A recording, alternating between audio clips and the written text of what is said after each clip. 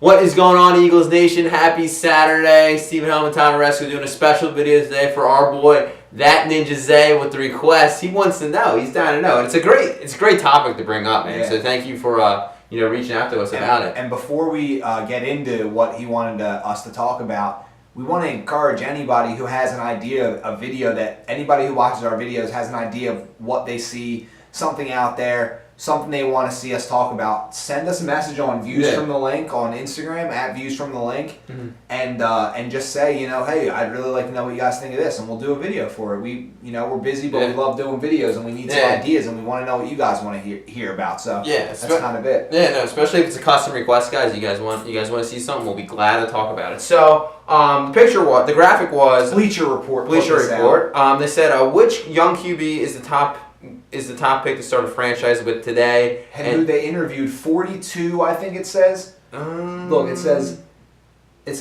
Bleacher Report surveyed 42 current and former executives, coaches, and retired QBs to get their opinion on which QB they pick first to start a franchise with. Okay, so let's read off. Derek Carr first. Yeah, he had 108 points. Not really showing a point ranking. I mean, they kind of based on the first, second, third, fourth, and fifth place votes. So he got the most first place votes with 30. He got 108 points. Carson Wentz came in second with 56 points, 10 first place votes. Dak had 42 points. He came in third with 2 first place votes. Mariota had 40 points with 6 first place votes, though. And then Jameis Winston had 25 points, and he had 0 first place votes. So, they went Carr, Wentz, Prescott, Mariota, Winston. Okay. And I think I would put Winston at last. Winston at last? Let's talk about Derek Carr first. Yeah, I think that's a good pick. I think it's also a very easy pick to make right now. Because, a couple years ago, if you asked, you might get a different answer. You might get Mariota first, Winston first. Obviously, Wentz wasn't in the league, Prescott wasn't in the league. But Derek Carr, even Teddy Bridgewater was drafted in that draft as well. Yeah. So, there was a lot. He also has the advantage of an extra year than these guys. Yeah, exactly. Derek Carr is 1 year older than them, and he's on a team that developed and built around him. Now, that's what I'm saying. It's easy to say right now. But it is true that Derek Carr's playing at an MVP level, and that he turned the Oakland Raiders around. The minute they drafted him, that was their quarterback. They wanted to go forward with him, and they said, we're going to get pieces around him. They got Cooper, Crabtree, and they're a great offense. Latavius Murray, they built the offensive line, and it seemed like a year. And they're good enough to win games. They're 9-2. In probably the best division of football. Us and AFC West and NFC East. Exactly. So I would definitely say that Derek Carr, you definitely deserve the right to be there. So it's easy to say right now, but he definitely proved that if you build around that guy, you're going to get a winner. And some other guys really have to still prove that. So that brings us to our next guy. It's Carson Wentz. And that's the guy that needs to prove that, and that's why I would put him. But I'd put him second, and it's crazy because they're winning games. They're a lot farther progressed, and I know it's hurtful to Eagles fans right now, but this team is so much further progressed with the talent level they had than we thought they would be. He's playing with garbage around him. He really is. And his numbers don't jump out at you. There's somebody that said, six touchdowns in the last 8 games isn't good, and it's not about how many times he's throwing touchdowns. It's just you watch the game, and he's clearly being asked to be the best player on the offense. For every single game. Every single game he's being asked to be the best player on the offense, the biggest playmaker. He's a rookie quarterback, and they have a shaky offensive line with guys out, suspended, injured. They have no receivers, and just his strength, his skill, his physical presence is just, that's what makes me think he's going to be a great quarterback. Is just he kind of has that Cam Newton presence where he's just a mismatch, and he was making a lot of plays with his legs against Green Bay because at this point he's resorting to that because there's nothing else to do. There's nothing open, and I think when they get the weapons for him, I think he'll be able to carve people up and really use that arm and use the mobility to create mismatches, and that's really why. I love Wentz. I think Derek Carr. You kind of can't not pick him as number one, but if I had to pick guy, I pick Wentz. I think he's the real deal. And what he's done with this lack of talent around him is unreal. Yeah, any other rookie, I feel. Yeah, they would not rise to this occasion. No. I don't think they would. And he's not putting up gaudy numbers, but he just, the way his presence, again, yeah. Like, I just don't see that from other quarterbacks. I mean, I think guys like Prescott and Mariota even, and Jameis and Carr, but like, I just, when their teams were bad, they were a lot worse. When Mariota got drafted and he was a rookie, the team went 3-13. Yeah. Derek Carr went 2-14. Yeah.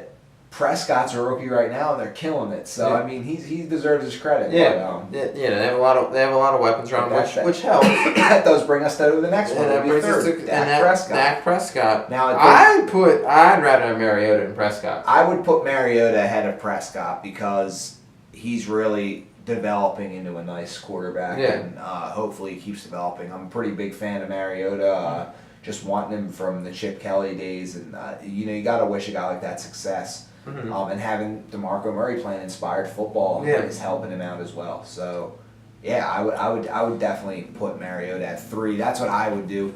But Prescott does deserve his credit. I mean, he's taking the weapons they have, and he is, but he's not holding them back. He's making the most out of the opportunity, and he's playing well. He's definitely playing up to the level. He's hitting guys.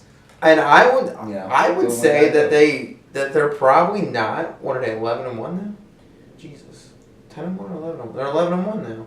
Who the Cowboys? The Cowboys. They're 11-1 right now. 11-1. Yeah, and I don't think they're 11-1 if Tony Romo starts all the games. I don't think they honestly, are. They're probably not. You don't know. So Prescott's. I mean, Tony Romo never looked this good. No, he never has. Prescott protects the ball, and he's really playing well. So I definitely give him credit. He's a good quarterback, and he's athletic, gets outside the pocket, runs, just like Mariota, just like Wentz.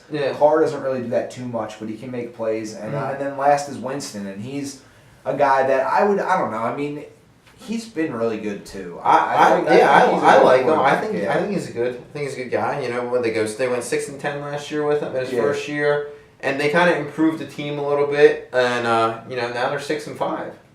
So they're kind of in the hunt. So I mean, they definitely they turn around. And the thing that's scary about that team as a whole, I never talk about 7-4. Yeah, I know we're talking about quarterbacks, but those guys, the Buccaneers, have $110 million for cap next year. Yeah, they're going to go out. They have a bunch of young, cheap contracts right now on the team, and they're going to go out. They're going to ball out and probably get some guys. Let's just put it this way, for Zay, for anyone else watching. To answer this question, if you pick any one of these 5 guys, you're probably in good hands. We're seeing a new era of quarterbacks. Brady's on his way out, though. It doesn't look like it. I mean, who knows? Breeze, I mean, he's having a crazy year. But you're seeing that these guys are like in their late 30s and 40s even. Yeah, these could be the best. These could be the new guys. So we've got like, look, Carson Wentz is 23. Prescott's like 23. Mariota's 23. Winston's like 23. They're all 23 years old. 23, 24, 22. They're all in that range. Even Andrew Luck is like 25. Cam Newton's 26. The quarterbacks that are the best in the league, the Aaron Rodgers, the Breeze, the Brady, all them, they're in their like mid to late 30s. So you're gonna, I mean, these are the new up and coming guys, but they're gonna take over the league when guys like Carson Wentz, Derek Carr, Dak, all these guys, when they're 7 years from now, we're gonna be still talking about these guys, and we'll really see who had the most success, who's the best. But when they're all 30. If all 5 of them are still in the NFL, that would be crazy in like 7 to 8 years. If they're all still starters on those teams, it would be nuts. And it's going to be nuts to see what happens. But a lot of teams, I think the thing that Eagles fans, how this resonates with Eagles fans, is that a lot of those teams are a lot more advanced offensively and just as a whole even to win now. And Carson Wentz is still in conversation with those guys. And it's just going to be... they have a leg up right now because they're built a little better than us offensively, but when we have that opportunity to go out and get some guys this offseason and really improve around them, we know we need to, and I think that's what we have to do. And it means a lot coming from the execs. No disrespect to the fans and anyone, watching, but like, these guys know a little more about football than we do. They kind of see, they don't look at just the stat sheets. They watch every play. They see what Wentz does. The person with the limited talent around them. And I think that's something that gets. If we didn't have Wentz. Yeah, exactly. It would be horrendous. And you ESPN, the analysts, they're doing so much stuff. They just look at the stat line, and then they're just like, all right, Because they can't watch every game. Yeah, So it's kind of a bad game. Yeah. So he's bad. He's had a bunch of bad games in a row. He's bad. It's like, if you're watching every play, you can see that that's not the problem. Yeah, pretty much you're right. The analysts on ESPN don't have time to watch everyone's film. So what they do is that they need quick news, so they just use box scores to just quickly get a glance of what the game was. But if you actually watch the games, you're right. It's more. We were both saying it. It's the presence of Carson Wentz, and you could say whatever. Dak Prescott's good. Maybe if he was on our team, it'd be good. But imagine if we picked like a Christian Hackenberg and went for someone else in the first round. Picked a Hackenberg or Connor Cook from Michigan State or someone like that. Imagine if we had one of those guys. We'd have 2 wins potentially. Maybe, we just would really be bad. Yeah. Wentz is that good. So we're really excited to get some guys around him. Yeah. I think all the quarterbacks on that list are great. And I really cannot wait to just see what happens. Yeah, absolutely. The rest of the season and everything. Future looks good. So thank you for the requests today. And anyone else you guys got a request, keep them coming, send them our way, and we'll try and do this because this is cool. This is fun. Yeah, it was, and hopefully you got some insight on it. And we want to also comment below with your guys' questions. Who would you pick? Yeah, with your comments. I mean, who would you pick? Who's your top 5 young quarterbacks in the league? Things like that. So we want to hear from everybody, and hopefully we can keep things like this going. Yeah, definitely. All right, guys. See you next time.